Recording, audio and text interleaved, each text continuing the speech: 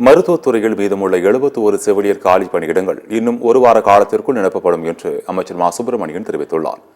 சென்னை கிண்ணியில் உள்ள எம்ஜிஆர் மருத்துவ பல்கலைக்கழகத்தில் ஒப்பந்த முறையில் பணிபுரிந்த 1200 செவிலியர்கள் காலமுறை ஊதியம் வழங்கும் அடிப்படையில் பணி நியமனம் செய்யப்பட்டனர். இந்த செவிலியர்கள் உட்பட கொரோனா கால செவிலியர்கள் 936 பேர் என மொத்தம் 2163 செவிலியர்களுக்கு அமைச்சர் மா சுப்பிரமணியன் பணி நியமன ஆணைகளை வழங்கினார். பின்னர் நிகழ்ச்சிகளில் பேசிய அவர், மருத்துவத்துறையில் செவிலியர்களின் காலி பணியிடங்கள் 100 விழுக்காடு நிரப்பப்பட்ட ரெக்கார்டு அடுத்த வாரம் வெளியாகும் என்று குறிப்பிட்டார். பணி மாற்றத்திற்காக விண்ணப்பிக்கும் செவிலியர்கள் மீது இனி சட்டப்படி நடவடிக்கை எடுக்கப்படும் எனவும் அமைச்சர் மா சுப்பிரமணியன் எச்சரித்தார்.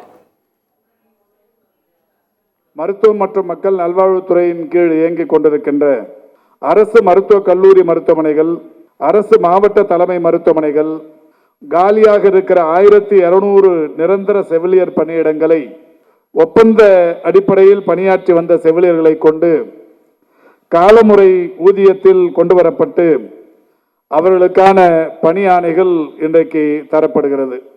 இந்த 2163 பணி ஆணைகள் தருவது என்பது மருத்துவத்துறையின் வரலாற்றில் அநேகமாக இதுதான் முதல் முறையாக இருக்கும் என்று நான் கருதுகிறேன். மருத்துவர்கள், மருத்துவம் சார்ந்த களப்பணியாளர்களுக்கு ஒரே நேரத்தில் 2163 பேருக்கு பணியாணைகள் தரப்படுவது என்பது இதுதான் முதல் முறையாக இருக்கும். அதில் மாற்று கருத்துக்கு இடம் இருக்க முடியாது. செவிலியர் பணியிடங்களில் நிரந்தர பணியிடங்கள் வெறும் 71 தான்.